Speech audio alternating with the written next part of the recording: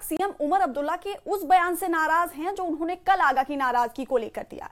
CM ने आगा रोहिल्ला की नाराजगी पर कहा कि अगर वो बडगाम में प्रचार नहीं करना चाहते हैं तो ना करें। एनसी में बहुत लोग हैं प्रचार करने वाले। वहीं मियां अल्ताफ से उनकी तुलना पर कहा कि कहां मियां अल्ताफ और कहां आगा रोहिल्ला।